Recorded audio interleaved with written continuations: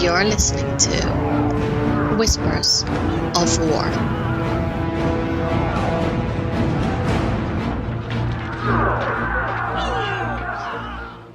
Hello everyone and welcome to Whispers of War, show number 15. I'm your host Sil, and we're going to talk about a lot of bad people today. But first, how was my week in Warcraft? Really good, actually. I really am enjoying it, even though I have some competition now with other, things that I need to do. Actually, I'm a celeb is all again, so I have to kind of watch that now every evening because it's a lot of fun, and it's cutting into my World of Warcraft time a little bit. I still managed to level though, so I actually leveled the baby warlock. She is now level 40. I know it's not a lot, but it's getting there. I actually ran a dungeon with her. I don't mind doing low level dungeons at all. In the old world, I think it's fine. You do notice, what I did notice is that there is a lot of maybe new people, which is good. I think it's really good, but you notice that some people are quite lost with the old dungeons, so they don't really know where to go. And I'm not one person who would say a lot in a dungeon. I would never scream at anyone though, in caps lock. But I would just run ahead a little bit and then see if they would follow me. I would stop a little bit, see if they would follow, or I would maybe say, okay, guys, it's this way, something like that. Just a simple nudge. But yeah, I was quite surprised to see new people, or maybe people were just a little bit uncertain of where to go. I don't know. It's not as if people run old stuff that often, I guess. But yeah, it was all fine. I don't know how Affliction is supposed to run in a dungeon. I dot everything up that I can and just do what I can, but it doesn't feel like I'm doing shit tons of damage, which I guess is fine. No one has moaned about it, so meh. All good. So yeah, she's questing now in Redridge, level 40. I'm sure that, doing Redridge, and then I don't know if there's any other area I can go before I have to go to Outland. I say Outland. I know I can also go to Northrend. I might actually go to Northrend this time, because with my last character I went to Outland just because I wanted a different area to quest in, and I don't mind questing in Outland at all. I know some people really hate the Burning Crusade.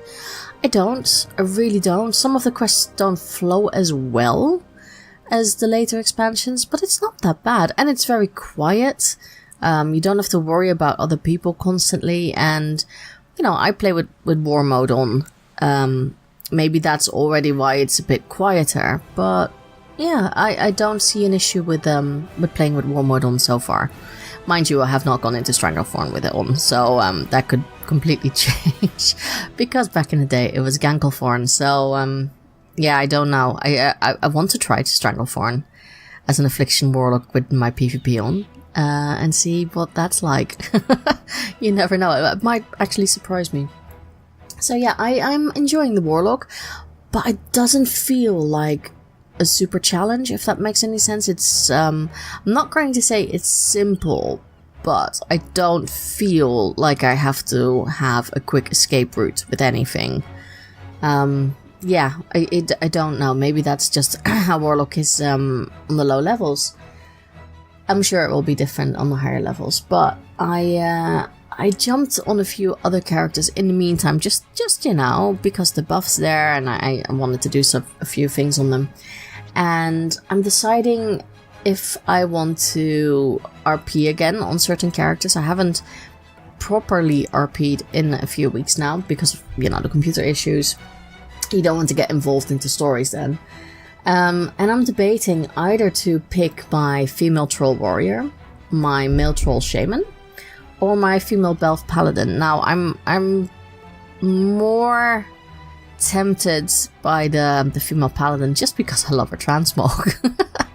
But I'm not quite sure if I could play a holier than thou paladin type, really. The male troll shaman has always been my go-to character on the horde side, just because he's so much fun to RP, and I do love the troll nature of just being quite laid back, at least mine are.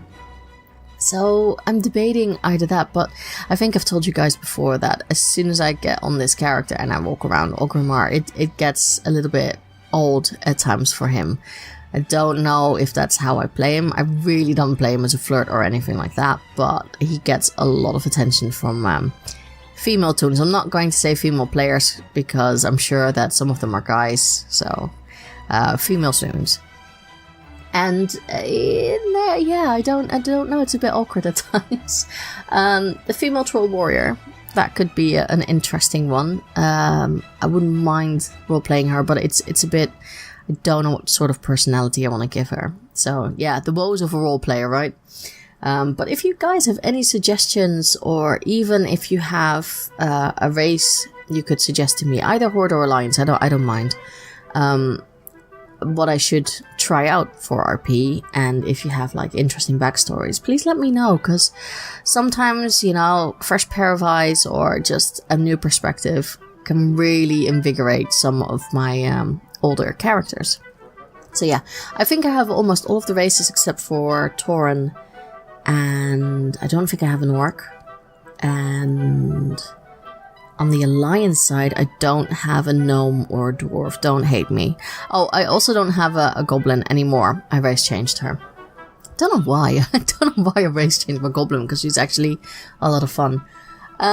Right, so that's my RP characters. Now, the level addicted person in me wants to, alongside my warlock, I have been debating rolling a healer and a tank, but you know, I always think, oh yeah, I really want to do that now, and then you come into the higher leveled dungeons and you're like, I just want to stab my eyes out because I don't need this aggravation in my life.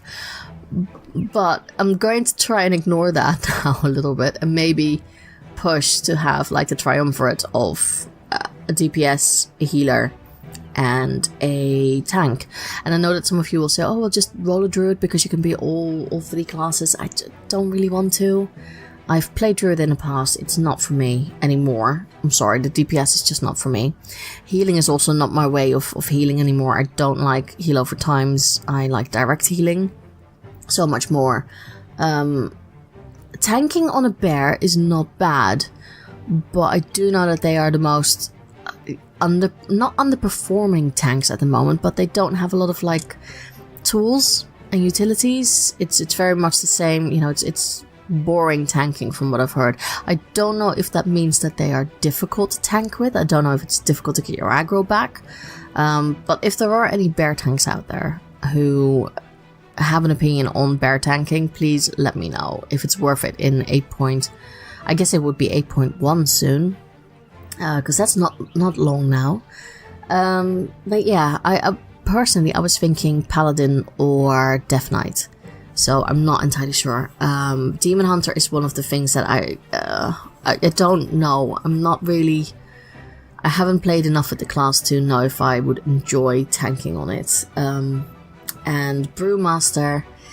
I'd rather heal, if I'm honest. On a monk and not really tank. But again, I might be incredibly wrong. Now, I know that warrior is still out there, but I've heard many people moan about prop warriors. Just let me know, what do you think is the best tank for, you know, I guess a beginner tank. I've tanked in the past on Paladin and on a Druid. So if you think, okay, actually go back to those are pretty good, but my experience is not that great. So yeah, it would be from very much the beginning, like low level. So I'll just see and try what they can do, but maybe you guys have an opinion on that.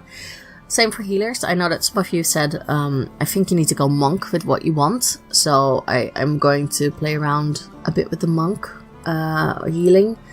Might try priest again, just because I want to see what holy and disc are like. I know you know my old favorite has always been Resto Shaman, but I don't know if I would like that anymore. Yeah, I don't know. Like I said, I feel very confused about it all. There's so many options, and when I try and pick a character, I want to really invest in it. So I want to pick a healer and a tank that I will put every effort in and to learn how to do them correctly. So if you guys have any tips, then I'll start picking something for probably next week, and hopefully by then my warlock is already level 60. That would be nice. But we will see. So yeah, I have options. What else happened? I got my reputation with which one is it? The one that you get for the Horde, the Honorbound to Exalted, thanks to the buff. This is a tip. Don't just use your 14% buff for the celebration, the WoW celebration. Also use the gift of sharing. So go to your main cities and do that table thing where you know, the Thanksgiving feast. Use those portions until you get the buff, because that's an extra 10% for reputation. So 24%, guys, is actually quite a lot on the scale of things. So I've been using that, and my reputation has gone up so much. I started doing the world quest. I think even handing in your reputation on the so when you have the buff and you go and send your troops out to do these it's not order hall missions, but you know what I mean, for BFA, and then you go back and receive them, I think you get a increase on that as well, so when the buff is up. So yeah, definitely do that. It really, really helps.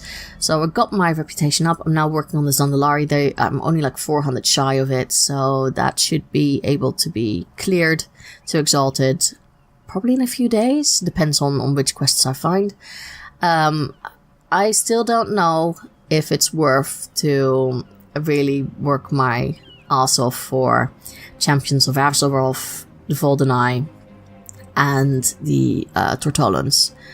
I am sure that with flying coming out, you know, part 2, you will have to have everything up to Exalted, but I don't really have the drive to get those up to Exalted at the moment. I am doing the world quests for them, especially now with this buff. You get like 2,000 rep, I think, when you hand it in. So yeah, it's not too bad. I mean, every little bit helps. But I don't know if it's worth it, so maybe you guys know if I have to reach Exalted or not for it. No clue, I can't remember. So I've done that, and then I thought, oh, well, I can create a Magor orc now. Can we just talk about that questline? I am so not impressed with that questline. I know it sounds horrible, I don't mean it like that. I like the Allied Races introductionary questlines that we had before, for the Nightborn, for the Lightforged, for the Void Elves, and the High Mountain Taurens. That was it, wasn't it? Yeah. They were alright. I didn't mind doing those, and I actually felt like, yeah, okay, I can see why they would join us. But I did not enjoy the Magor orcs one bit, and I can't put my finger on it. I think it was just the whole thing with a little bit of a spoiler. The little thing with Irealm being like a Lightforged space Nazi. I don't like that at all. I just don't like where the story went at all. I do like the whole alternative, you know, that the Magor orc that follows you is I would say Thrall's sister. That is cool. I like that little tidbit, but again, it's an alternate reality dimension kind of thing. Seeing an old Grommash is I guess kind of okay with me. I just didn't like that whole war against the Draenei and the Naru being so. I mean, we know that the Naru are quite oppressive, considering what they wanted to do with Illidan. I don't know. I feel very conflicted about it. So I wasn't that impressed with the with the questline. The one thing I also really, really despised was fighting against Garrosh. So at a certain part you have to fight several figments of the past, I would say. So one is Gul'dan, which is doable. It's not too hard, you know. You just need to know your skill set and your interrupts and get out of his damaging abilities. Make sure you heal in time. That's what I found out. Warlord Zayla is not that difficult, but again, it's the traveling. So first you have to go to the Dark Portal, then you have to go to Temple of the White Tiger, and then I had to go to, what was it? I think I got transported to where Garrosh was. But the Garrosh fight, that really, really pissed me off.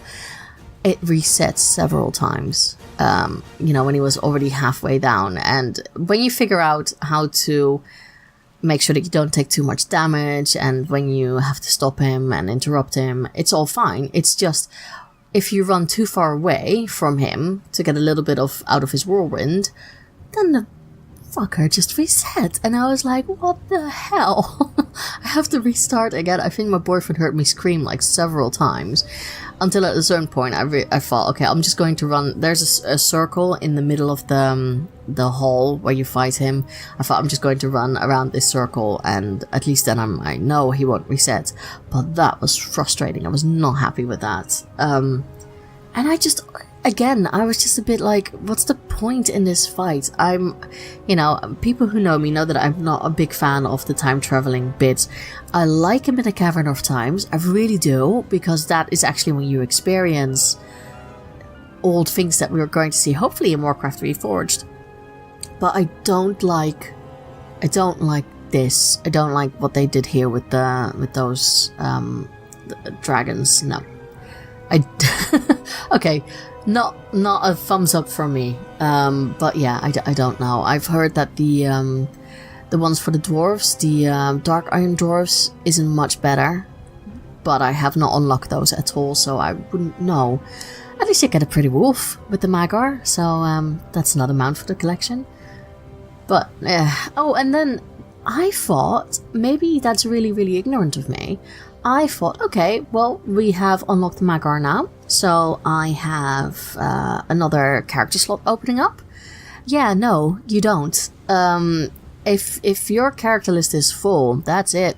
You know, either you delete something and then you can roll one, or you start on a new server. So I was a little bit disappointed with that. I thought that Blizzard would open up a slot that would relate to your Magar org, but no, none at all. So I have not created one because I have all my character list is completely full on this realm, and I don't feel the need just yet to race change anyone. So I'll just leave it at that. Yeah, I was a bit disappointed with that. I'm not going to lie. I still feel, and I don't know if you guys agree with me, but I still feel that if you are allowed 50 characters on your account, I feel that should be on your realm as well. So why should I have 50 characters spread over different servers when I can just have 50 characters on one server? I don't understand why that's not possible. Will it look horrible on the character select screen? Yeah, probably, but I'm sure that they can figure it out. They have a very good team with designing layouts and things like that. So yeah, I would like to get my 50 characters on one server, please. So that's my Christmas wish. I might just, spam them with that request. Who knows? They listen to the community, so we shall see. But how do you guys feel about that? Do you feel that we should have the ability to put all your characters on one server, like all 50, or at least, up the amount of characters that we can have? I mean, they were able to do it with the allied races in the beginning, so why not now? Why is there a block? Oh, hate it. Anyhow, something completely different. Talking about, things that we hate. What about the villains that we love to hate? So I talked to Corp this week about his favorite villains and villains that didn't come out as great as we hoped. And we had a good discussion about that, so I will leave you with that interview now, and I will see you on the flip side. With me today, I am joined by someone who I've spoken to already in the past, so he's not a stranger. Welcome, Corbin, or Corb. Hi. It's been a long time. It has been a long time. It has been a very long time. I think the last time was with Battle Chat. That was it, wasn't it? Yeah, it was Battle Chat. I think we were talking about like role-playing servers and everything. I was still at the Blue Recluse back then. Very true. I miss the days of podcasting. Well, you did say that there might be something in the future. So, Yes. just, to remind everyone, you and I have already talked in our own native language a little bit. Yes. So tell everyone who you are, where you're from, what you do, things like that. Well, long story short, I am, the name in full is Abendis Corbenik, Corb for short. I'm originally from Belgium, so I am a southern neighbor to the lovely host over here. We both moved over to the UK, but while she is in England itself, I'm in Northern Ireland. What do I do?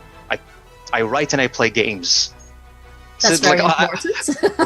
I'm like a subpar Tyrion Lannister. I write and I play games and I know things. That's not a bad way of describing it in all fairness.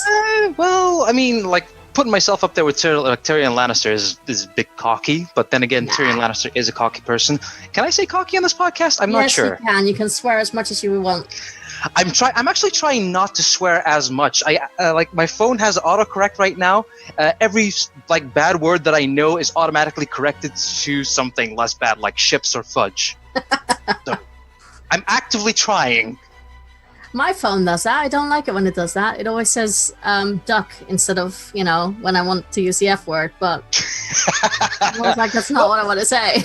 I mean, there's a lot of good things about ducks. I mean, very true. I'm not denying that. It makes you ducking mad. So, other than that, I write. I actually, I used to be customer service rep for a couple years, but I'm a full-time writer now. So that's a good thing. I'm currently writing a novel.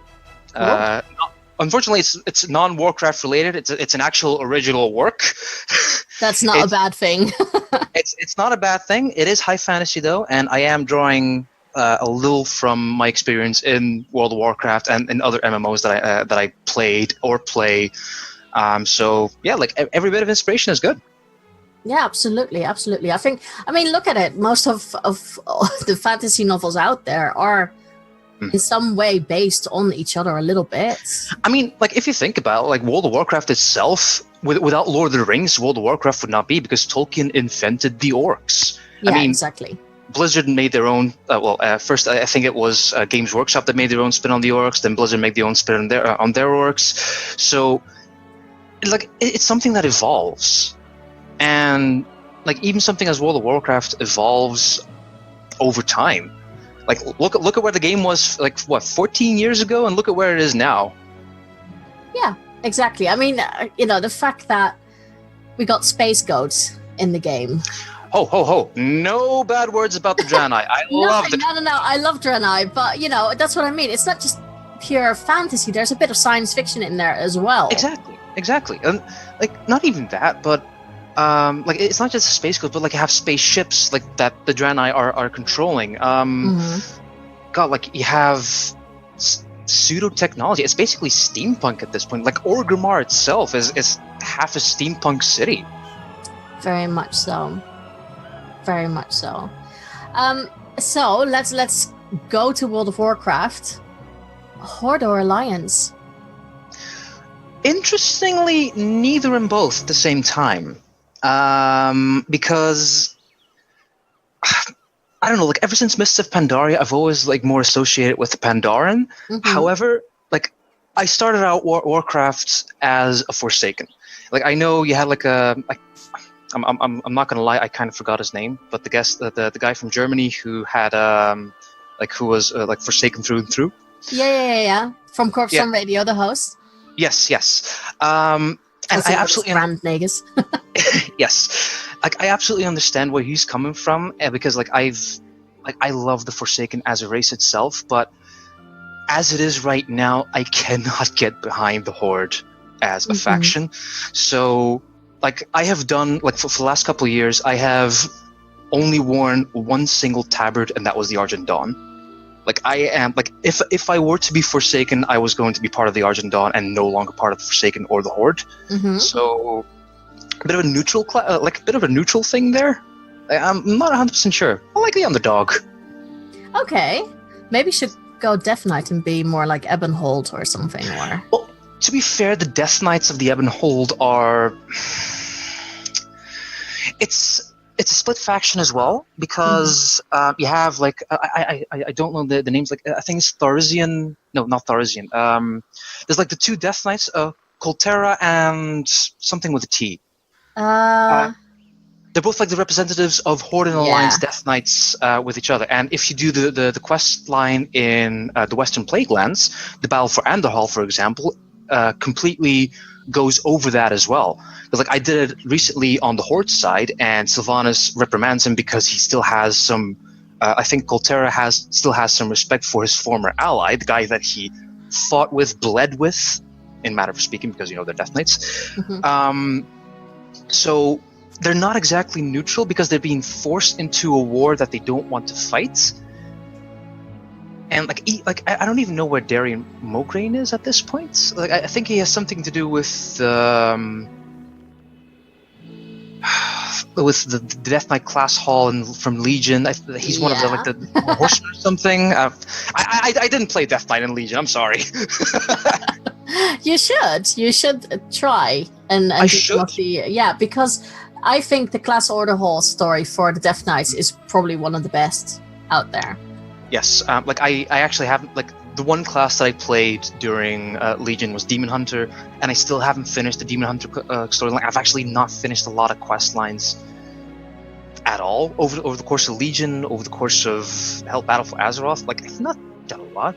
Like, the most I've done in the last couple of years is actually when I made my new character, which was a Shal'Dorei, because I swear to God, the Nightborn are a beautiful race. Even though they're Horde, they're like I enjoyed questing through Suramar so much. Like as a demon hunter, you're going through Suramar, you're basically Batman, and it's the best feeling I have. And like with my new Shal'Dorei, which was a priest again, I did quest lines. I did what did I do? World Quest? No, not really world quests. Like I because I started at level 20. Okay. And the whole because questing has been made more accessible, you can basically do any zone between 20 and 60, and then from 60 between 60 and 80. So I've done the Ghostlands, which was a weird experience to do so because it's an old quest line, but still a good one. I did the Western Plaguelands. I did the Eastern Plaguelands. I think by the time I finished each Plaguelands, I was level 60, and then I just moved on to Hellfire Ramparts. And after I finished Hellfire Ramparts, I just immediately went over to. I just started doing dungeons. That's literally just it. I think that's how a lot of people level nowadays, just the dungeons and everything. Which doesn't really make sense because like leveling purely through dungeons doesn't give you as much experience as you would by just doing the quest lines. And the quest lines are absolutely amazing to do. Like if you do the dungeons once, you get a far more experience because it's part of a quest line. Like the Skullomance and Stratholme, they're all part of the Western and Eastern Plaguelands. And if you do them as part, you have more quests, you have more stuff to do. So it doesn't make sense to me to just do the dungeons. Like after a while, there was no zone that really attracted me as much as the Plaguelands and the Ghostlands. Like I think this is like my inner Forsaken speaking, like just do the undead zones, just do the undead zones, dude. I have to admit, the undead zones are one of the better ones in the game. They're hauntingly beautiful because you can like at least that's the case for me. Like I can see the beauty of what was and what it like the horror of what is. Mm-hmm. Like I don't know. Like I really enjoyed considering the capital of Forsaken is no longer with us, but I really enjoyed just walking through the ruins of Lordaeron, listening to the music, like walking through Tirisfal Glades, just watching the ruins. Mm-hmm. It's a very melancholy thing to do, very like a depressing thing to do, but like there's beauty in ruin. Yeah, I would agree with that. Which is probably again my inner Forsaken speaking, but hey, what can I say? No. I mean, for me personally, I always loved, the Forsaken starting area because it is so atmospheric. Yes. More so than some. I mean, there's beauty in everything. Like I could appreciate the Night Elf starting area because it was the opposite. It was so vibrant and colorful, and I loved the music.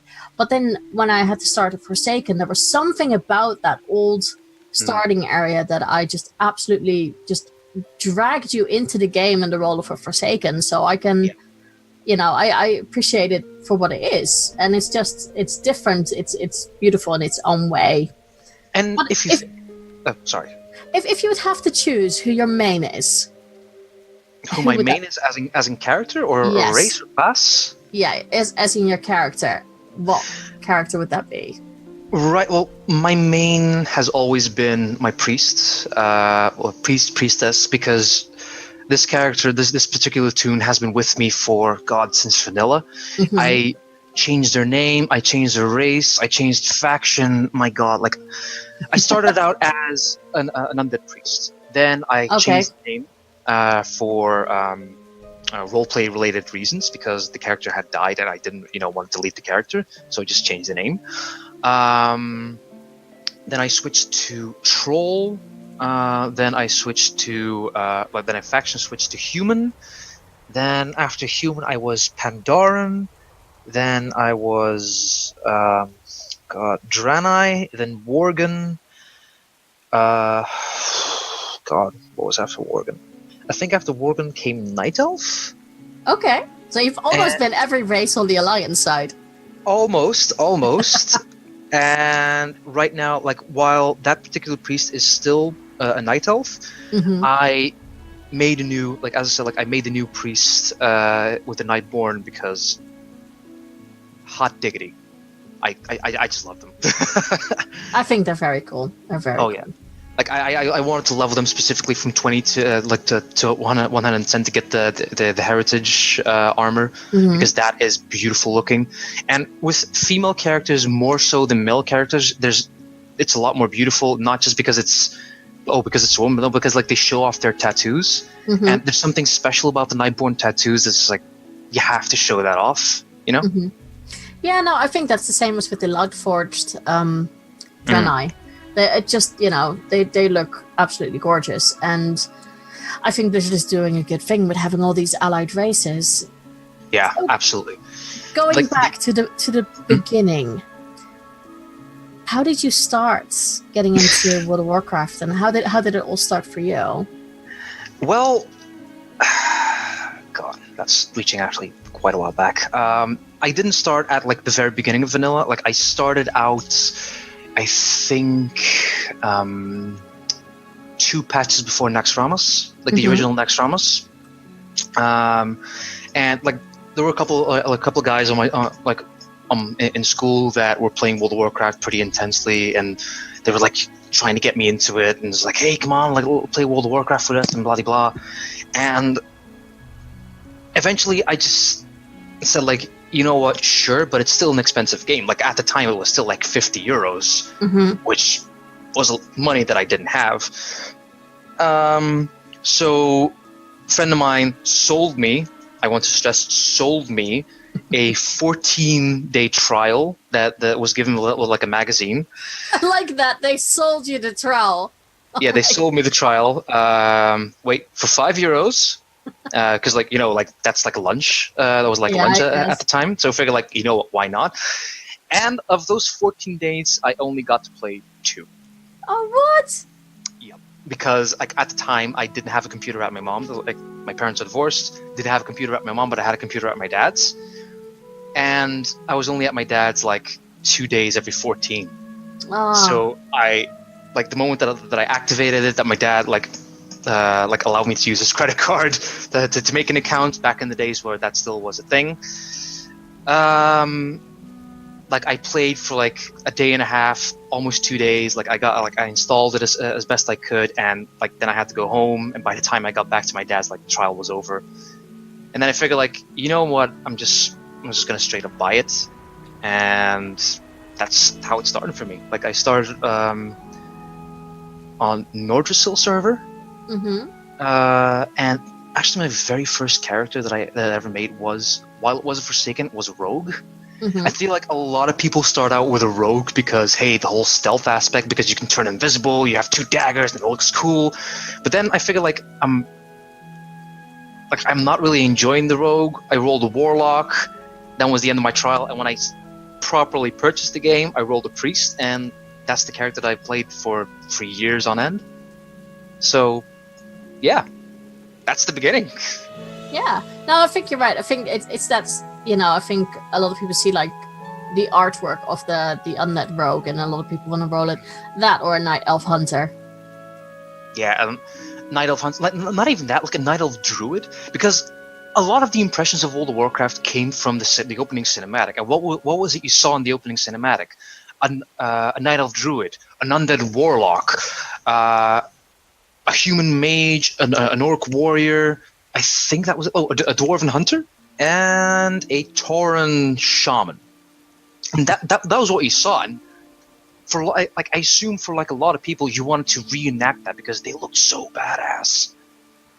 I just wanted to shapeshift. That's what I wanted. There's nothing wrong with that. And hell, druids have become far more accessible. Trolls can become druids. Worgen can become druids, and hopefully soon, once we'll actually get them, the Kulturan humans and the Zandalari. The Zandalari, which let's face it, Zandalar druids are going to be the most popular class of all time. Yeah. Turning into a dinosaur, if you do not like that, you're wrong. Like, I'm just saying here, you're wrong. Dinosaurs are awesome. I agree with you. I always was a bit like, do we still? But yeah, ever since, you know, we got Zuldazar, I love it. I love seeing all the dinosaurs everywhere. Yeah. So, talking a little bit about, you know, the new expansion, Battle for Azeroth, what has most impressed you so far? I am not gonna lie. I've actually barely touched Battle for Azeroth as of now, because I'm mainly focusing on leveling my my Shal'Darai. Yeah. So the one thing that impressed me the most is, by definition, the allied races, because they're established races in their own right. They're very hard to get, but once you get them, they're like, I don't know, like there's something satisfying about playing them. And it's not just like 1 or 2 allied race. No, they made like 6, like coming up to 8 now, I assume. So that's amazing, and like the potentials are endless. I mean, we have the Dark Iron Dwarves. We have like a new set of Draenei, trolls, a new set of humans. We're like, what? A new set of orcs, 2 new set of elves, and like there's so much more to do there. I mean, imagine mecha gnomes, because those are a thing. Imagine like any of the other races that are a possibility of being played. It's amazing to do so, and like the possibilities there are insane. How do you feel about the fact that they are being gated behind reputation grinds? Like I was actually frustrated with that, because like I was trying so hard to get the Shal'Darai unlocked, like the quest to Suramar, and it's a bit of a mixed feeling, because while I appreciate the fact that you can just make them, it's a hard grind, especially if you need to go, like, for a lot of them through Legion content, like for 4 of the 8, 2 of whom are not even available. For 4 of the 8, you need to go through Legion content, and it's not an easy task to do so. It's easier now that you're more powerful and everything, but it's still a grind because you need to go you need to gather people for the you need to wait for the world quest, you need to wait for this, you need to do that, and sometimes you even need to go through a couple of the raids. I had to go through the Nighthold raid with a friend of mine, Ivres, a couple of times just for one specific section because I needed to kill one or two people or a group. So it's not a good thing. So it was good for the end of Legion, not good for the beginning of Battle for Azeroth, because as I said before, at that point I'd much rather pay a tenner, £15 to unlock it altogether for not just myself, but also for the people who just want to instantly access that. And it's probably not good because it's another transaction, but I don't know. It saves up so much time because I spent, I think, a month grinding that rep for the Shal'Dorei, and I'm still not max level with her. It's driving me a bit crazy.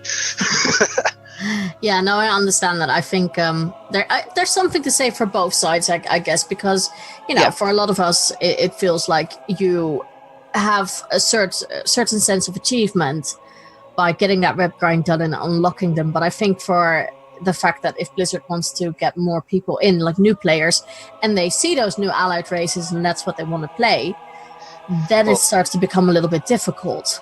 Yes, but that's also a very careful threshold right there, because that's one step away from going, we wanted to give people a sense of pride and achievement. Thanks, EA, we love you. Yeah, I think it's a difficult one. It's very difficult with it is, but regardless, the Legion content was still solid.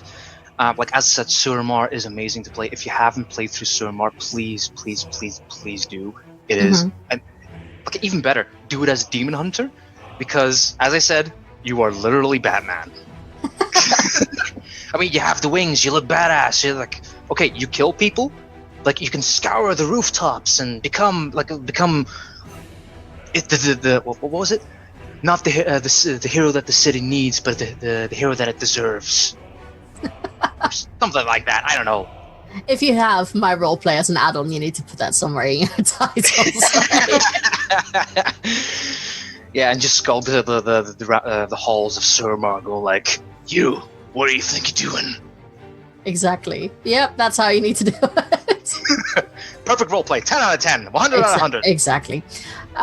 So you haven't played much of BFA, but are there already things that you're I'm not really happy with this, or this hasn't really impressed me? Not from personal experience, but I heard a lot of people complain about the Azerite gear. And I actually played through the first part with my Demon Hunter. So I got to Zuldazar. I went to Stormwind. I released the princess. I met with Sourfang. So that whole section was amazing. And then I was eager to start, but then I was gotta go back to the Shal'Dorei. I want to finish her off. So I've not really encountered anything that really bugs me. It's just mostly from what I'm seeing on Reddit, on Twitter, just people complaining about general things, and how Battle for Azeroth is a bit of a pardon my French, a bit of a clusterfuck. Yeah. Oh, I just thought of something that I'm not really 100% on. It's Sylvanas. I am firmly behind the hashtag not my war chief, because my god, no. It's what are they doing with you? What are they doing? What are you doing, Sylvanas? I don't know. I don't know what they're doing with her, and I enjoyed the Battle for Lordran, absolutely, and the whole badass. I think the most badass thing that she said to Anduin was "muzzle your dog," because screw you again, Greymane. I swear to God, I'm probably going off topic here too much. No, that's perfectly fine. Everyone always does, so that's fine. But I understand. I think the Sylvanas story and character has been up for debates ever since this expansion started. Like, I know Blizzard loves their redemption arcs, and Illidan's kind of made sense, but still was very much along the lines. If they're gonna do another redemption arc with Sylvanas, it's bad. If they're gonna make her into another Garrosh, it's gonna be bad. Mhm. It's in this case, they'll be unable to win. But then the whole thing with Vol'jin is gonna come back into play, so we won't know where it's gonna go. So what is going on? Well, at least they got you hooked on the story. That's Yes, something, you know. Yes, but it's more out of frustration, and that's not something you want to be hooked on. I mean, I've done so with a lot of series that I just hooked on into frustration and out of loyalty because, like, it's gonna get better, it's gonna get better, it's gonna get better, and then I just end up disappointed. I just end up literally rage quitting a game or a series. I was like, I just cannot continue this. Mhm. I'm just not agreeing with it. Like, I was already disagreeing with Warcraft because of what they did with Malygos. That was back in Wrath, and Wrath is their baby. And like, Garrosh's evolution also made a lot of sense, and that was something that I could get behind, even though he was literally Hitler at that point. Mhm. I do not understand where they're going with Sylvanas, and just so, like, it was kind of funny when I saw Chris Metzen go back, go to BlizzCon and go like, when is the Horde gonna get back their true war chief? It's like, yes, this man knows what he's talking about. It's going to get interesting, but you know, like, we don't want to spoil what can happen in 8.1 and 8.1.5, I think it is, or 8.2. But yeah, it's going to get interesting, I think, for the Horde. So Like, definitely, like, at this point, like, the Alliance is definitely not a goody two-shoes race. The Horde is definitely on the path to becoming like a pure evil faction, and then the whole split with Sourfang is happening now as well. It's interesting times. That's the best thing I can say. Absolutely. So from the little bit that you've played in BFA, do you have any good tips for anyone listening out there regarding this new expansion? From what little I've played, read your quests. That's the best thing I can do, because there's so much story there. There's so much effort put into the quests, into the voice acting as well. Mm-hmm. Read the quests. Like, even just go back and play old quest lines, like I did with Western Plaguelands, with Eastern Plaguelands. The whole quest line in the Eastern Plaguelands was amazing, just because, like, you're on like a carriage, you gather up people, and then you go to like an end zone and stuff. It's quite nice. So I assume it's going to be almost the exact same for Battle for Azeroth, like for like Zandalar, for the whole quest line of in Kul Tiras. I've seen the like I know, give or take, what the story is about. Like, I've seen like the cutscenes and cinematics. I absolutely adore Bwansamdi, mostly because I love Voodoo Loa and all that stuff. But still, so like it's the only thing I can really say something, because like I'm not really in a position to give a tip about something because I don't really know anything about it. No, but I think this is a good tip. I think especially for people who want to get into like the story and everything, it's important to read your quest logs. Yeah, like not just important to read your quest logs, just like go along into the story and see what happens, because like I see so many. God, like I think it was one of the biggest complaints about World of Warcraft Classic, actually, that they had to read their quest log on what they had to do, and it's like, oh, can't be bothered. Like, come on, you want a classic? This is classic. That's your basic of an MMO, I guess, isn't it? Exactly. Yeah, but I think the thing, and this is a little tip then from me to everyone out there: if you do not like how Blizzard presents the quest to you, there are add-ons out there that can make it a lot more dynamic. I know that immersion is really good, so is storyline, or just change your UI, because I used the Guild Wars 2 UI for a very long time, and that actually makes it more like immersive. Yes, I can absolutely vouch for that, because you got me hooked on that one. The moment that I saw it, I was like, that is a beautiful UI. What is that? It's Guild Wars 2! Holy crap, let's do it! Yeah, exactly, because that's one of the things that I love, like, for Guild Wars 2. Their UI and the fact that when you get a quest, you actually see the two characters talk It's to an each other. interaction. Yeah, and that helps, and you get it in bite sizes. And Immersion does something similar like that, as does Storyline. It's just a little bit bringing it in a different way than getting a slab of text on a scroll and that's it. So Yeah. I personally think, I'm not saying that they're flawless, because there are sometimes, it doesn't always work perfectly well with your quests or what you can do, but it's just a little bit different. It's more of a fusion. It brings you into the game, and it brings the game to you. It's like it's meeting halfway right there, and that's a nice thing. Yeah, So, absolutely. Props to everyone who actually does these like enhanced UIs. Like, Oh, God, it's, yeah. it's amazing. It's really a good thing, and I think even if you want to play classic, I'm sure you can still use your add-ons if you want to. Oh, That's how we all did it back in vanilla. I mean, where would we be nowadays without the Deadly Boss mod? Oh God, Run away, little girl, run away. a lot more frustrated and rage quitting probably.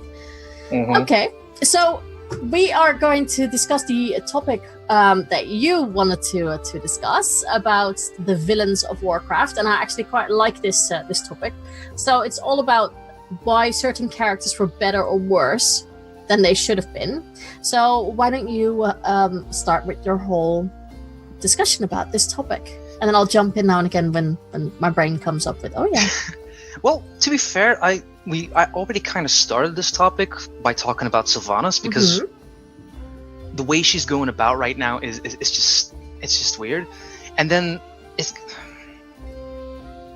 the villains of Warcraft past and future, you have to think like which ones were the good ones, which ones were the bad ones, and what made them good, what made them bad. Like, why was Arthas such a great villain, but why was Deathwing such a disappointing one?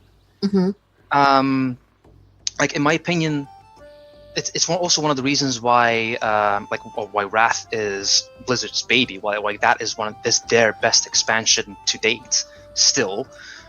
It's because the whole point of Arthas, while he was so omnipresent, and it was annoyingly so that he was everywhere, that he was in every single quest line, or almost every single quest line, that he appeared out of nowhere everywhere. It annoyed people, but it made sense because he was trying to edge you on. He was trying to push you to your limits, to the point where you got so powerful that you invaded Icecrown Citadel, where even the boss fight with Arthas himself is just him playing with you. He is a literal god of death. He is a deity that beyond reckoning. Like, at the very end of the raid encounter, he just says enough, snaps his fingers, and everyone dies. There's nothing even coming back from it. The only reason why we won that fight, like we as players, as characters, is because a literal miracle of the light happened, released Tyrion, he shattered Frostmourne, and it released every soul that it had contained. And that was his end goal, because he wanted us to be as strong as we could be, so he could raise us as the champions that we, like, as the ultimate undead champions. But then, because Blizzard got such bad feedback of his omnipresence, they did the exact opposite for Deathwing. He was barely anywhere except for, like, the zones where he was active, and that was it. Like, I could not care a single bit about him. I think I cared more about Deathwing when we saw the cinematic. That was actually when I went like, wow, this is going to be amazing. And then, the times that he does fly over the area, it's really impressive. Oh yeah, absolutely. Like, And just then like it just fizzles cinematic out. itself. Yeah, this is like, where is he? Like, he lands on Stormwind, leaves imprints, wrecks the park, still not over that, and then nobody mentions him. Like, I'm sorry, you have an aspect of, the self-proclaimed aspect of death right there, gigantic dragon that even the other aspects cannot beat by themselves, and we're just gonna pretend that nothing's wrong? What? It's like, even Malygos was more of a threat at that point because he waged a war on magic and magic users. Mm-hmm. And he was the, by definition, the weakest of the aspects at that point because of everything that happened during the War of the Ancients. So, I don't get it. Then Pandaria came back, like made it a little bit better because they made Garrosh into, I'm gonna say, a proper villain. Like they did a lot of good stuff with Garrosh, and well, I say a lot of good stuff. Like it was a lot of bad stuff because Garrosh. Mm-hmm. But you understood the evolution. You understood where he was coming from. With Deathwing, if you play World of Warcraft from start to finish but never got into the other lore, never got into the books, you have no idea who Deathwing properly is. You have no idea how he thinks. You didn't know that he infiltrated Lordaeron at one point. Mm-hmm. Like he was part of he was set to marry, I think, Arthas' sister at one point. Yeah. So like, yeah. So Garrosh turned into like a major villain. The Siege of Orgrimmar was absolutely phenomenal. Him turning into, I'm gonna say, an avatar of Yasharaj. Yeah. What did you think about the whole Shah thing in that? I loved it. Okay. Like I love the whole old god aspect of Warcraft because Cthulhu was the first one. Then you had Yogg-Saron. Then technically you had Yasharaj, and now we're getting N'Zoth, the weakest of them all, but the one who survives the longest. Mm-hmm. The one who is the cause of, as far as we know, the Emerald Nightmare. The one who created the Naga. But he's the weakest? I'm like, what? So the fact that Yasharaj is the only one that died, split into the Shah, and then overtook Pandaria because the Horde and Alliance came to the shores of Pandaria. It's like that was a really good ingestion right there. Mm-hmm. I say ingestion is probably the wrong word, but meh. I loved the whole Shah aspect. Like I even back in Mists of Pandaria, like when glyphs were still a thing. I had my not my Voidwalker, my God, I forgot what the spell is. Like, there's just like a spell for priests that you can summon like a shadow creature, and if it attacks again, it gives you mana or insanity. Oh yeah. What is it? It's not a shadow beast, but it looks like something like that. Yeah, like it looks like that. Like I can't remember like what the spell is right now. But like I made it look like a shot at that point because why not? Mm-hmm. They were awesome. Like the world bosses were amazing, and then the fight itself against Garrosh was spectacular. So I loved it. But then of course they ruined it all with another great concept that fell flat on its face with warlords. And that's again one of those redemption arcs, because I was set out, like I was looking forward to fighting all the the warlords, seeing Grommash as the big bad of that expansion, and then it was Gul'dan, or not even Gul'dan. Like, was it Gul'dan? Sort of. Because it rolled immediately from warlords into legion. Yeah, I don't know. No, wait. I think the last boss of the final raid boss of warlords was Archimonde, wasn't it? Like the alternate universe Archimonde. Yes. So it was that again. It was basically a rinse and repeat of what already had happened. It's like, really?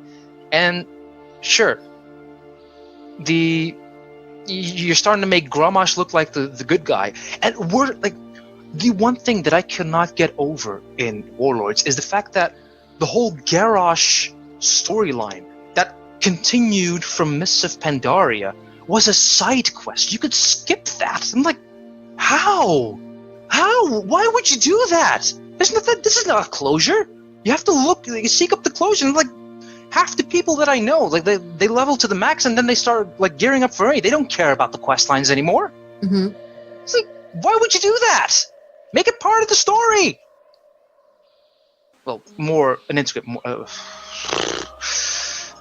a bigger part of the story. That's what I mean. Yeah, I think the way of how they actually made the story not so linear at times, that did not help with the expansion. No, definitely not. Like, at least have like a main story quest that everyone has to complete.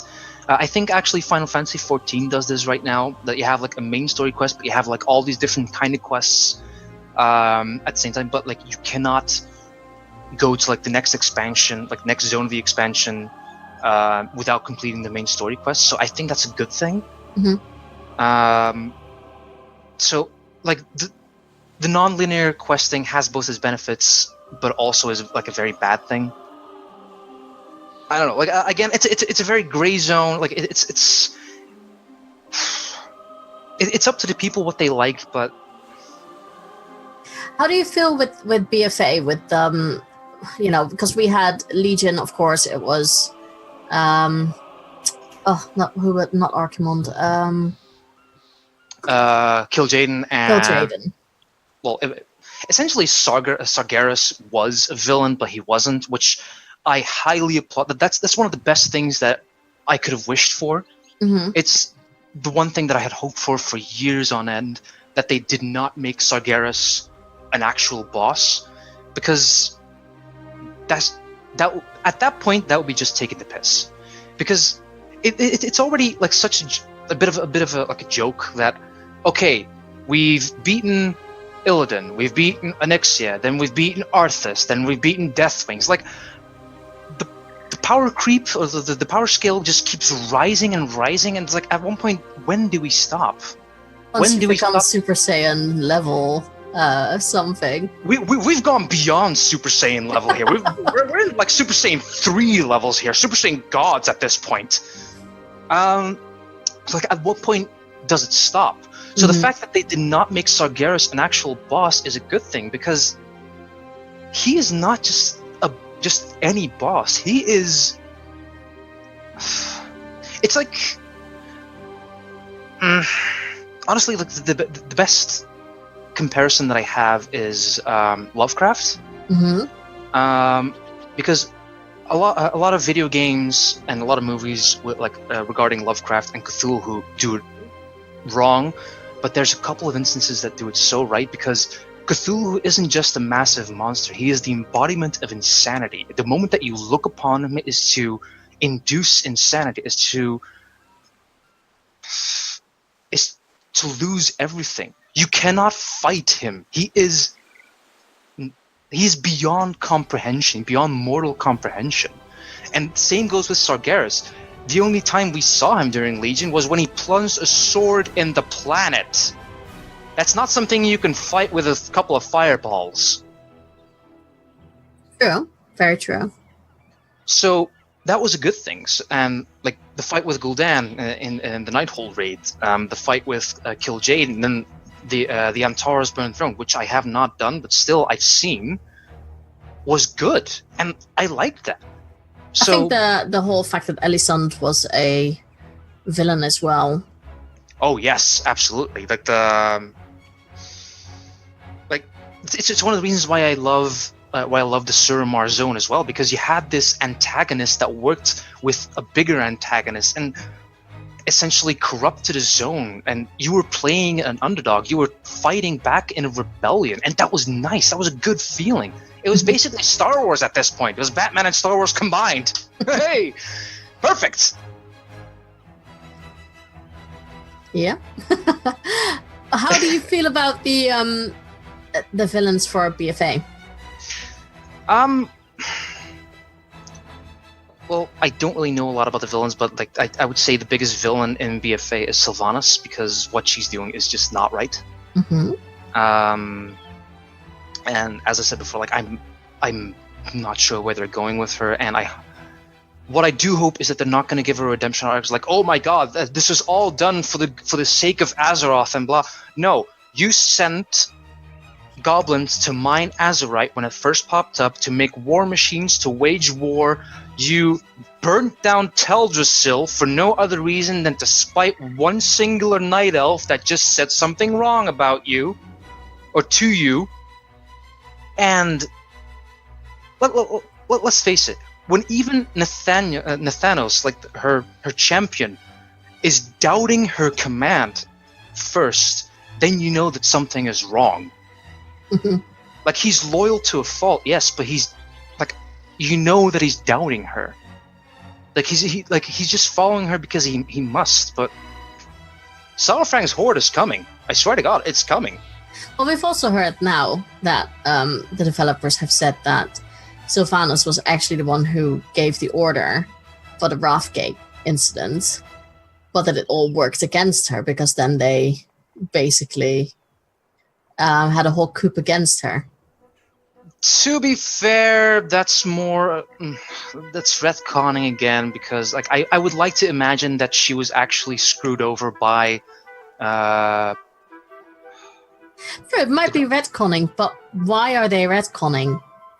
Why are they saying that? You know, it's just, I think, for more, to put more emphasis on her to show that, yeah, that morally grey is starting to become more and more black, in my opinion. Well, to be fair, like, why does a writer retcon something? Is because they've written themselves into a corner. This is what they call a Deus Ex Machina at that point. And they just, or they would just want to make like something non-related in some form of expose. And it's not a good way of writing, but still, like, I get it. But I would still like to imagine that she was screwed over by Varamathras and by the Grand Apothecary at the time. That she was, I mean, she was kicked out of Lordaeron, like out of the Undercity. The Undercity was taken over. There was a whole questline about it, an amazing questline, by the way. So I don't know. Like I don't know what to do or say about Sylvanas, because just I cannot agree with her right now. Like as like an in character Forsaken, there's just nothing for me there. What about Ashara? Oh God, I am looking forward to her. The Warbringers animation is probably the best piece of animation that Blizzard has come up with in such a long time, because it gives us so little and so much. And it's like, as far as I know, it's also the first actual visual that we have of Azshara as Queen of the Naga. Like I know that there was like models and everything like running about out there, but this was the first official take on her, and it was, as she says, magnificent. And it gives us everything about her character, about who she is. Like, she just literally says to a god, no, you need me. I am making my demands because without me, you are nothing. That says everything about her. I adore Azshara at that point. This is like, you are the best character so far that I have seen. When it comes to evilness, I think once you start playing through the other areas, there are so many characters that I feel have been really well written for this expansion. So that's something that you can look forward to. Okay. Very, very cool to hear all of that. Do you have any other things you want to say about the topic? No, not really. Not really. Well, you've said actually rather a lot, and I think you made some very good points about, you know, where they went wrong with some of the writing for the villains and what they are clearly doing better now. So let's go back to the current situation of World of Warcraft. You've been playing for a long time. What has the Warcraft community meant to you? A lot, actually. The World of Warcraft community introduced me to role-playing as a whole, not just like role-playing in Warcraft, but Dungeons and Dragons, LARPing, like essentially. Like, it just taught me to be another person, essentially. And not just for the sake of putting on a mask, but also just from my own amusement. It introduced me to so much more than just Warcraft and role playing. It introduced me to Worlds of Darkness, to like decent story writing as well, and characters that I loved and adored, and characters that I just make their entire history for. It helped me become a better writer because I used to write Warcraft fan fiction as well. I think one of the best fanfics that I've written regarding, I know it's a bit of a sidetrack again, but like one of the best fanfics I've written regarding Warcraft is one that I call Ascension. It's basically the final cinematic of Frozen Throne from Warcraft 3, when Arthas is ascending the glacier, is going towards the throne. Then he stops, goes to meet Jaina one last time. They have their goodbye, and then he becomes the Lich King eventually.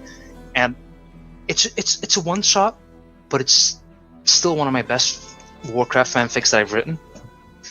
And like from there, a lot of things evolved. It went from Warcraft to like original stories and to essentially the book that I'm writing now.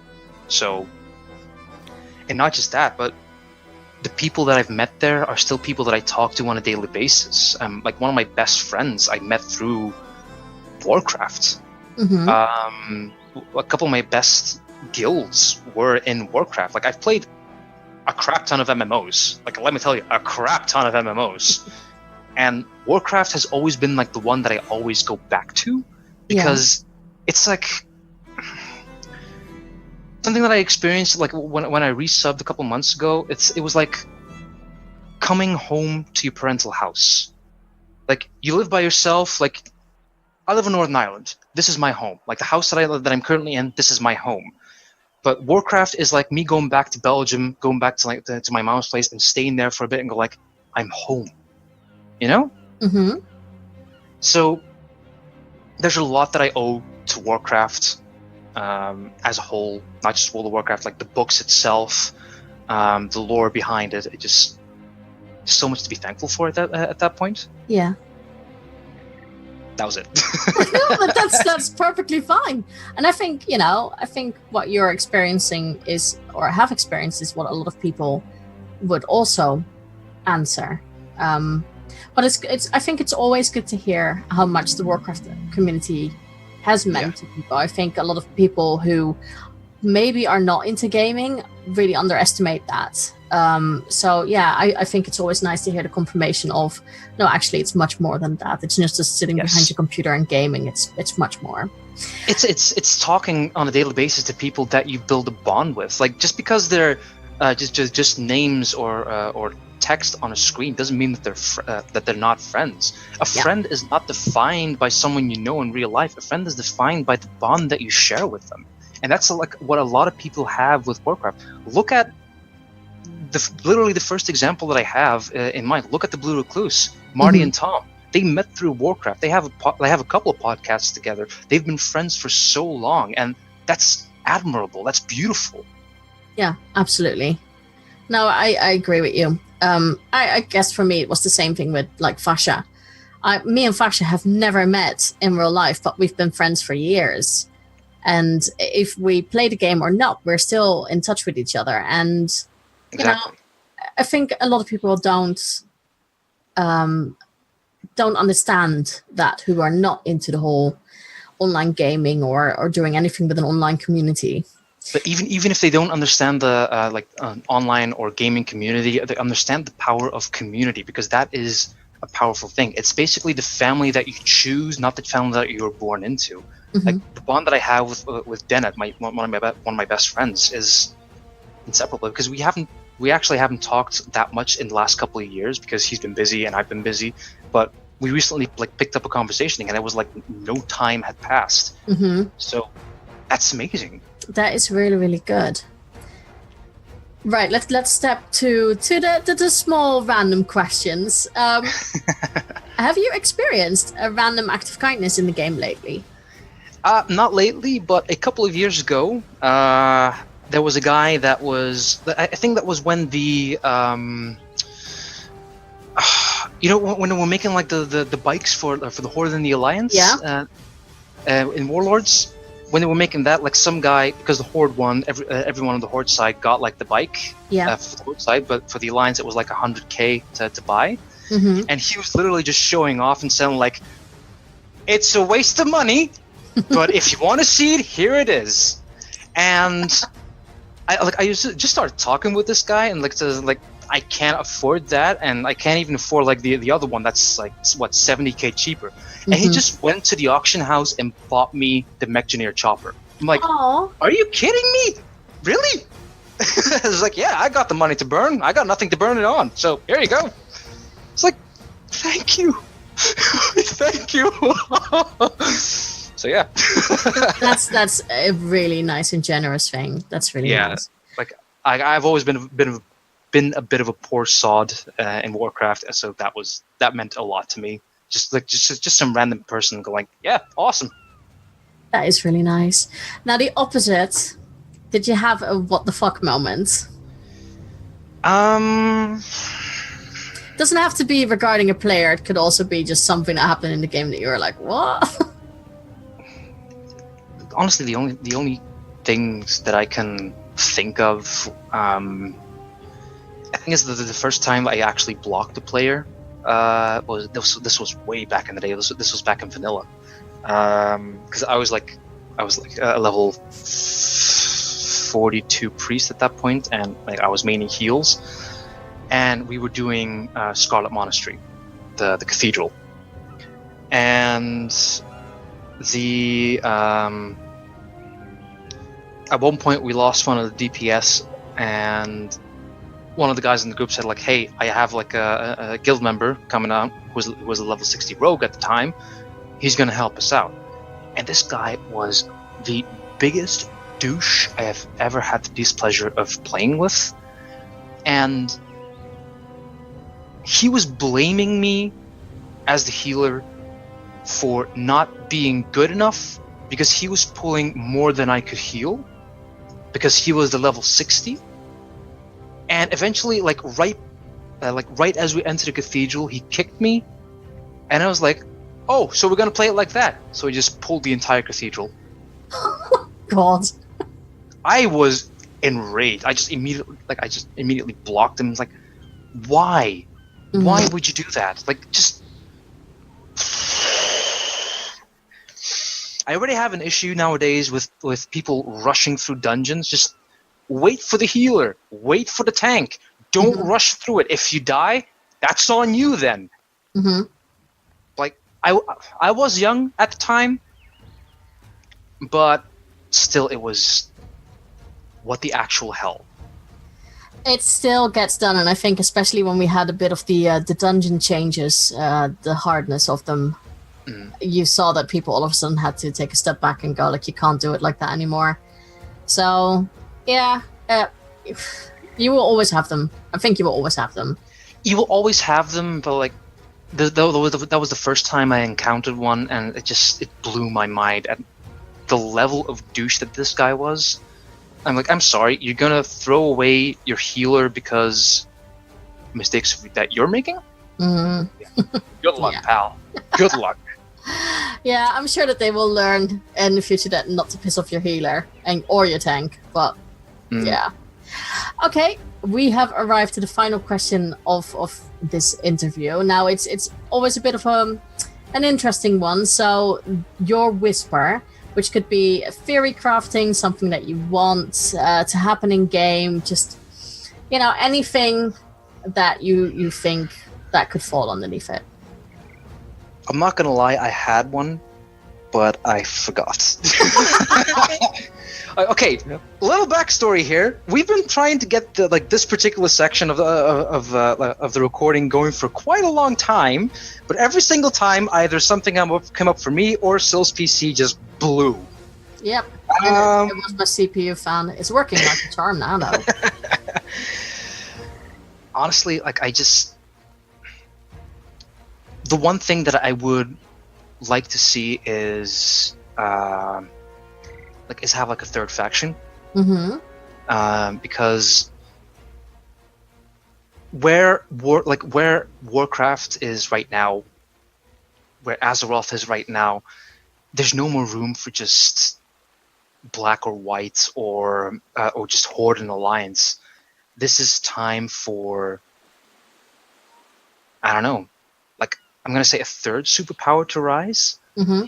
Even if it is like the like a couple of races splitting off from another faction, even if it's allied races making their own faction. Just a third faction would implement so much more dynamic, I'm gonna say. It would screw up a lot of the battlegrounds, absolutely. Like Warsong Gull, like all the battlegrounds are all Horde and Alliance, but if you introduce a third faction, you have a 3-point battleground, 3-point war that you need to face. You have like, you can ally with it, and even if it's not playable faction, make the third faction a an AI faction, right? So that when like the players can influence who that faction is vouching for. Yeah. Right. So, like, by the end of the week, they can be helping the Alliance, and then at start of the week, the next day, they could be helping the Horde. Ooh. Like, it's like make it like zones that are dynamic, like not just like, oh, we're going to make them Horde or Alliance control, but actually dynamic, that they're either hostile or friendly towards you. Something like that. Yeah. Almost sounds a bit like a mercenary. Yeah, something like that. Like even if it's not a third faction, that dynamic would be so much more. Like Ashenville, for example. There's always been tension between the orcs and the elves there, right? Yeah. So why not just like have like a zone in the middle, like a trench warfare at that point, and between these trenches, it can be either friendly or hostile. It's fine. Why not? Bring it! Bring it! I'm ready for it. Well, who knows? We might be getting that. You know, they have given the fans a lot of wishes granted lately. So who knows?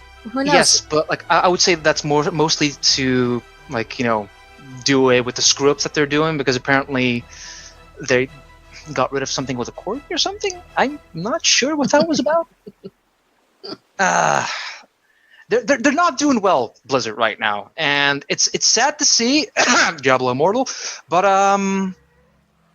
I think it will be fine with Diablo Immortal. It's just how they brought it. yes, They should have done it in a smarter way, because it's not a bad way of doing it, and you know the game might be really good. It's just how they've done it, how they presented it. They should have known that it wouldn't be received that well. It's also not like the way they presented it. It's just what they said that just strung the wrong way. Like, do you guys not have phones? I'm sorry, what? You dare? You dare? In my house? Sorry. But yeah, like that would be. I'm like, I wouldn't even call it a whisper. That's just my hope and dream. That's like, still fine. I'm happy to call that a whisper. Fair enough. So that's how I present it now to everyone. that's fine. Okay, cool. So if people want to, you know, start following you on Twitter and are anticipating that book to come out, where can they follow you? Well, the book is not gonna be for immediately. That's for a long time to be. However, if you want to follow me on Twitter, that is @PoetCorb, poet as in poetry, corb as in CORB. If you want to, I am gonna plug my future plan a little bit here, but I am planning a podcast, like setting up a podcast soon enough. It's currently in the planning phase and just trying to see like how and when I'm gonna do it.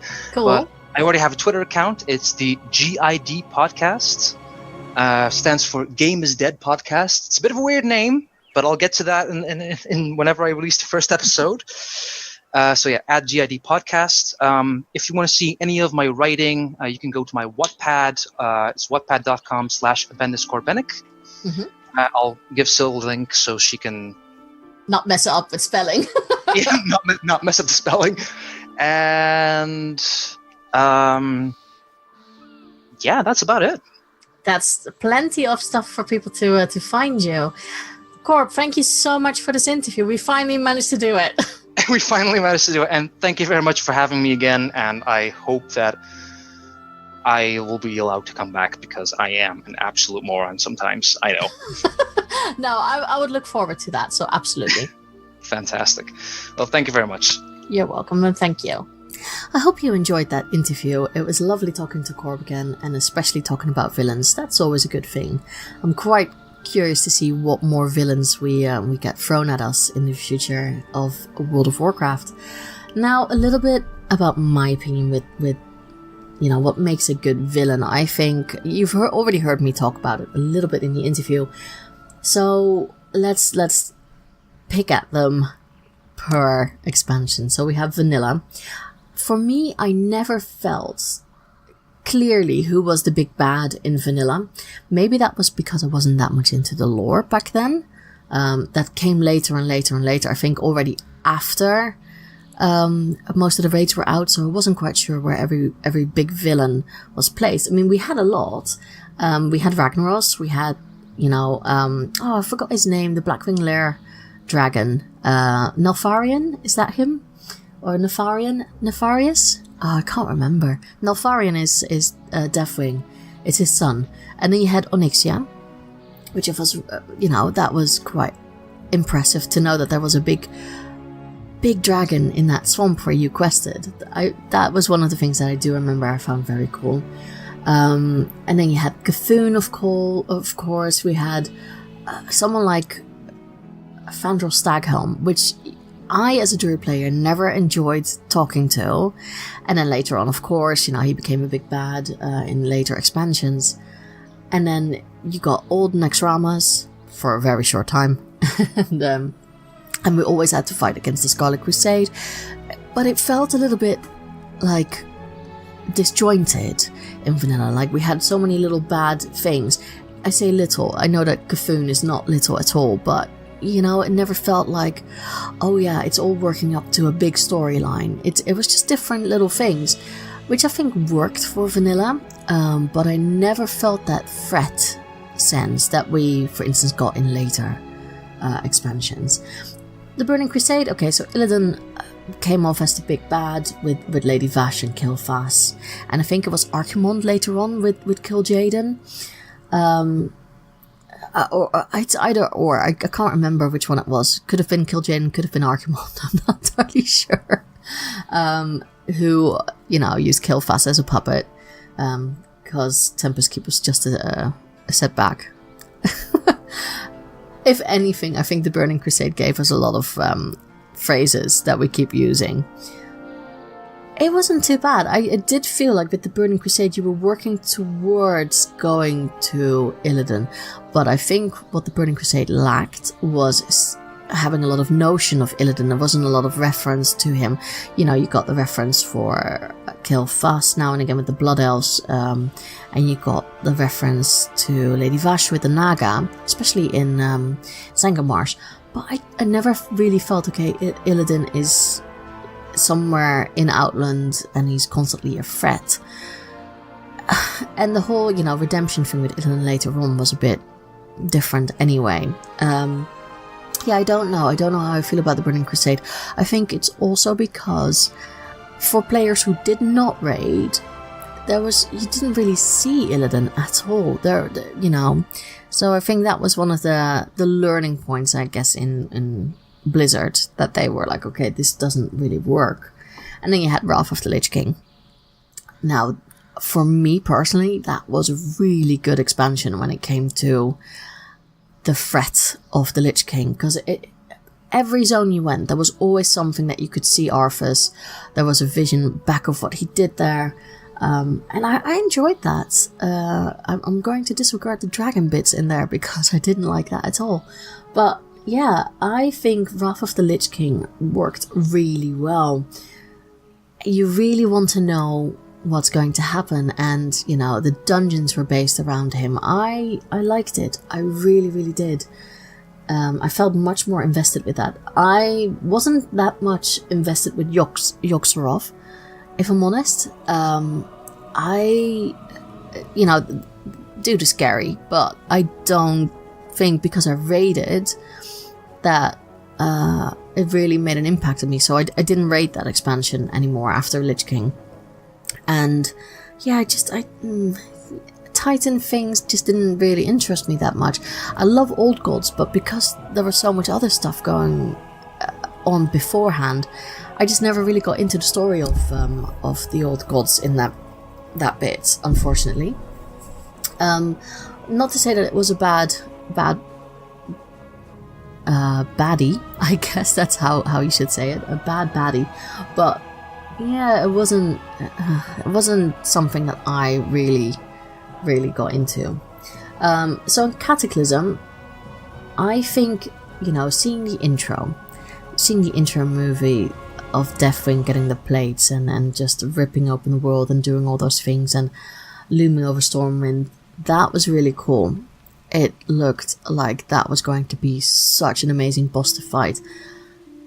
But again, it was a little bit like the Burning Crusade. I felt like there was no real threat of Deathwing. Some of the things were really cool, like when you were in a zone and all of a sudden the sky would change and Deathwing would fly over and you would get the impact of how massive he was. That was really, really great, and you got the real dread and atmosphere from that. But other than that, I never felt like there was a threat. Yeah, the world had changed, but that was about it. I never felt like, oh my god, what's going on here? We need to fight him. I never got that feeling. It just didn't come to fruition that well for me.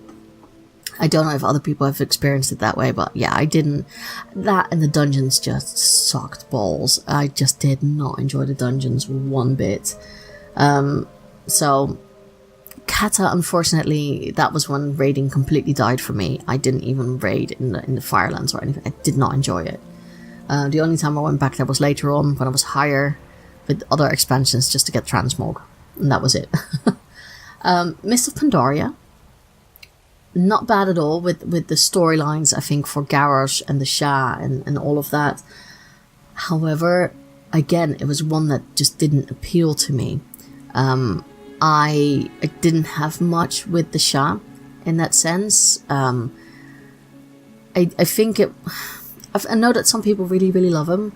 I just didn't think it was that great, the story per se. It started off really well. I found it a bit strange how Garrosh's personality completely changed. If Garrosh became the villain you'd love to hate. I think I loved him more in the books, because reading about him in is it Before the Storm? I can't remember. I think, yeah, was it Before the Storm? No, probably not. No, it's not Before the Storm. That's the latest book. I can't remember, guys. That whole trial book with Garrosh, that was actually really, really interesting to read, and that gave me more of I liked the situation a lot more than I did before. But yeah, I don't know. I didn't like Garrosh as an end boss. Maybe it was again because, oh yeah, look, Horde Leader will have to be killed. And then we got Vol'jin, and of course he got killed off like within a second of the new expansion. So maybe I'm still bitter about that. I don't know. But again, Mist of Pandaria, not bad. It's just not for me. Not for me, the whole bad guys and everything. Okay, now we come to the controversial one, Warlords of Draenor. I think we started off really well, getting the introduction to the Warlords, because I remember saying how enthusiastic I was about it.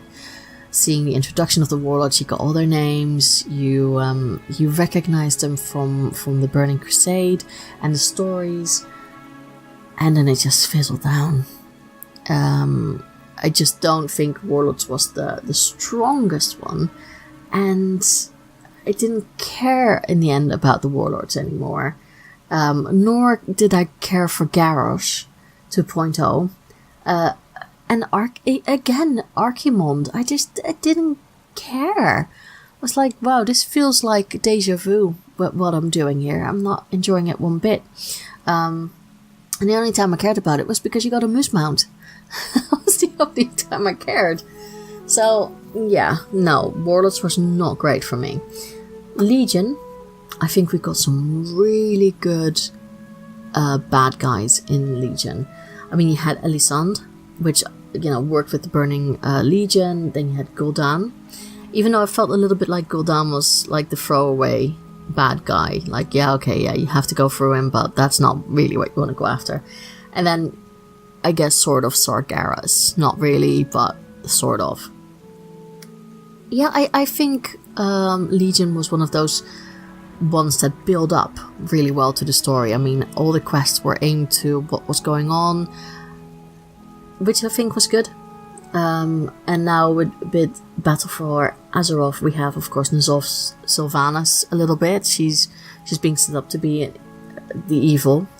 And Ashara. And I think the fact that we have N'Zoth and Ashara, and then there are so many other smaller characters in the storylines that are evil, that's good. It works up to something bigger, and I think that's how it should be. I can't say much about Battle for Azeroth just yet, but I think what they are setting it up to be seems really, really cool. So I'm keeping my fingers crossed that this will not be another Warlords or Kata, and that we actually get something like Wrath of the Lich King kind of like level of good villains.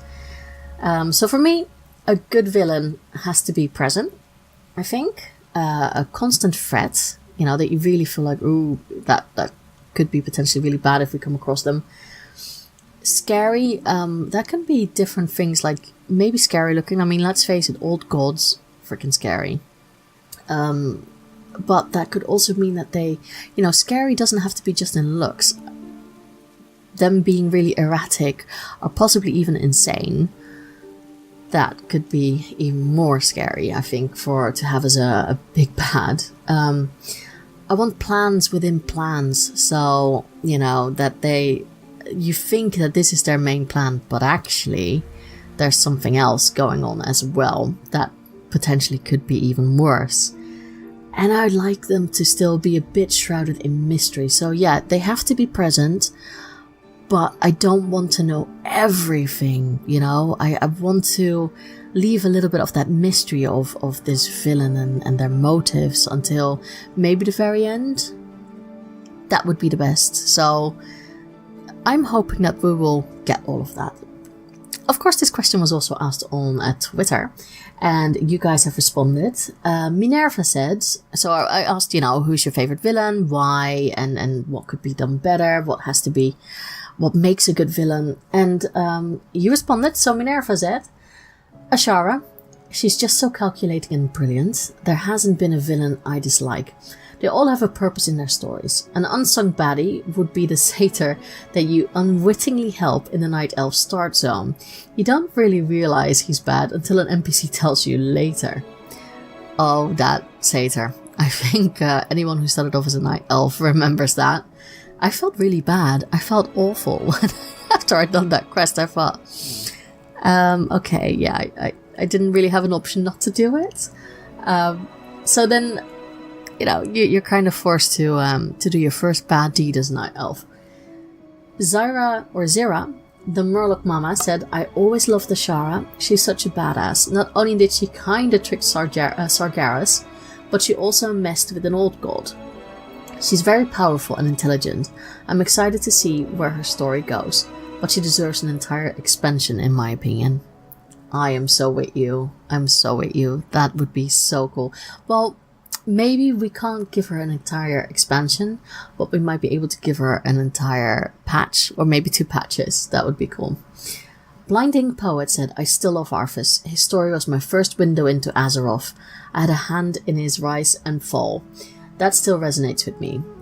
I feel like we don't have an antagonist yet. We have players being set up as antagonists, but no real big bad yet. I kinda love it and hate it in the same breath. A villain must believe they're the hero. They have to know in their soul that what they're doing is necessary. And though it might hurt, the world would be better afterwards. It's why Arthas was and remains my favorite WoW big bad. That's really good, actually. That's a good way of saying it. That whole, feeling that what they are doing is the right thing, and that's how it should be. That makes them very scary, I think, as villains. Jordan said, Arthas still, such a great story arc, very awesome and likable. He's my favorite of all time, so well written and badass. but N'Zoth is quickly growing on me as I get way more interested in H.P. Lovecraft.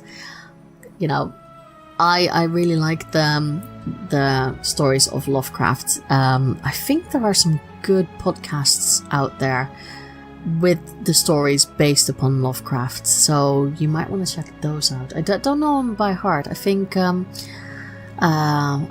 Pseudopod? Is that one of them? That's quite cool to listen to, so I will try and find some Lovecraft podcasts if you can. Grand Nagus? No, I'm not going with the Lich King yet. In upcoming content, I look forward N'Zoth and Ashara as the big bad characters of the expansion. And then there are the two that are my usual suspects, of course. Anduin and Greymane. For the Forsaken, for the Horde, Sylvanas. Okay. So, that would be an interesting twist if Anduin and Greymane would be the big bads. We will see what happens in future expansions. So yeah, we have a lot to look forward to, guys. I can't wait for the next patch. I think we're all kind of ready now for the next patch. So let's hope it won't be that long anymore. I think it was it the 9th of December? I can't remember. But yeah, hopefully we won't have to wait that long anymore. So again, thank you so much for downloading the show, for spreading the word. I really, really appreciate it. And for always, sending in your replies. That makes the show. So, if you want to contact me, you can do that over Twitter at whispers_of_war. You can also email the show, whispersofwarpodcast@gmail.com. And if you want to find the old shows and the show notes, just go to whispersofwar.podbean.com. Hopefully next week, my warlock will be in the 60s. I'm going to do my hardest, and I will have settled on a tank and /or healer. Give me your suggestions. I will need it, I think. So have fun in Azeroth, and I will see you all next week. Bye bye.